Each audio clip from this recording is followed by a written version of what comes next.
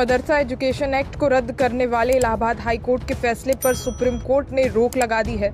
Supreme court ने मदरसा संचालकों की ओर से दायर अर्जी पर सुनवाई करते हुए ये फैसला दिया है। दरअसल इलाहाबाद हाई कोर्ट ने मदरसा एक्ट को ये कहते हुए खारिज कर दिया कि ये असंवैधानिक है और सेक्युलरिज्म के खिलाफ है।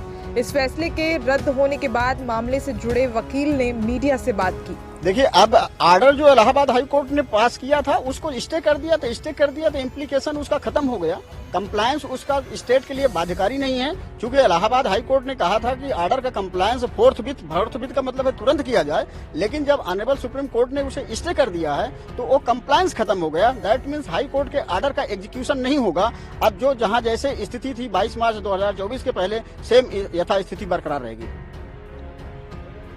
सुप्रीम कोर्ट ने आज अपनी हेयरिंग के दौरान क्या-क्या बातें उठाई जिसके और कहा क्या-क्या बोला जो स्टे करने से पहले? सुप्रीम कोर्ट ने स्टे करने के पहले 2-4 बातें जो मुख्य रूप से रखी वो ये थी कि पहले तो ऑनरेबल सुप्रीम कोर्ट ने हाई कोर्ट के इस फैसले को गलत कहा कि वहां पर केवल एक सेक्युलर एजुकेशन नहीं होती है, एक निश्चित तौर पर जो है धार्मिक इंस्ट्रक्शन दिया जाता है, जिसको सुप्रीम कोर्ट ने मानने से मना कर दिया।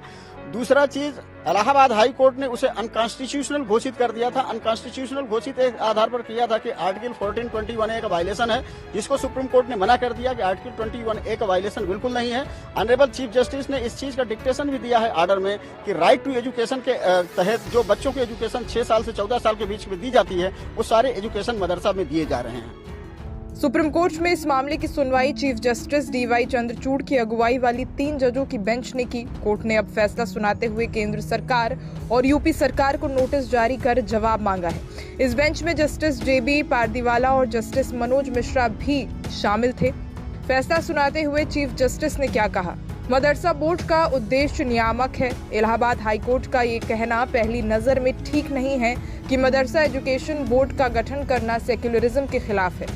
सुनवाई के दौरान वरिष्ठ वकील और कांग्रेस नेता अभिषेक मनु सिंघवी ने मामले के 2002-7 SCC 368 का हवाला देते हुए तर्क दिया, हमारे पास हरिद्वार और ऋषिकेश में भी बहुत प्रसिद्ध गुरुकुल हैं जो बहुत अच्छा काम कर रहे हैं। मेरे पिता के पास वहां से डिग्री है, क्या आप उन्हें ये कहकर बंद कर देते कि वो धार्मिक शिक्षा के स्थान है?